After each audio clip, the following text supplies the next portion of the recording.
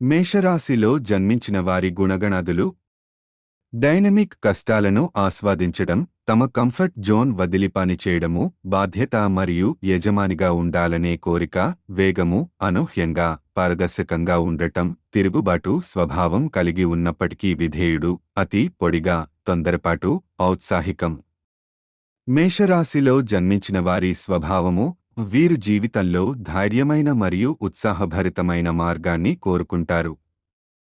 ఈ మేషరాశికి సప్తమములో తులరాశి ఆగుటచేత మేషరాశిలో జన్మించిన వ్యక్తి అందం, కళ మరియు చక్కదనం ఇష్టపడతారు.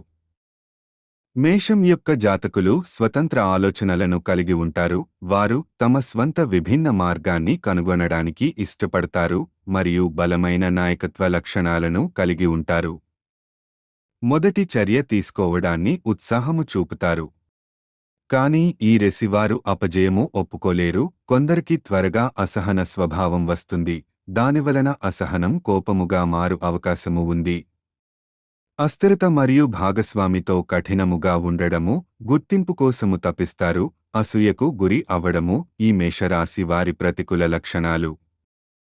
ఈ మేషరాశిలో మొదట అమాయకులు మరియు త్వరగా విశ్వసించేవారు ఉంటారు. ఎక్కువగా ప్రతి పనిలో చాలా ఆశాజనకంగా ఉంటారు.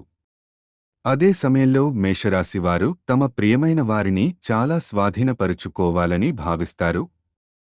ఇది భాగస్వామికి కొంత ఇబ్బంది మరే అవకాశము ఉన్నది. పోటీతత్వము మేషరాశివారు తమను తాము మరియు వారు చేసే పనులకు గుర్తింపు మరియు ప్రశంసలను ఇష్టపడతారు. వీరు విస్మరించబడటం మరియు క్షమాగుణము కూడా కలిగి ఉంటారు. మేషరాశి మనిషి తన సొంత నిర్ణయాలపై దృఢ నిశ్చయము మరియు నమ్మకంగా ఉంటారు.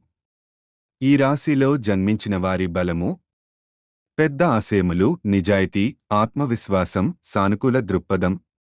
ఈ రాశిలో జన్మించిన వారి బలహీనత తొందరపాటు, నిరంకుశత్వ ధోరణి, విపరీత పోటీతత్వం.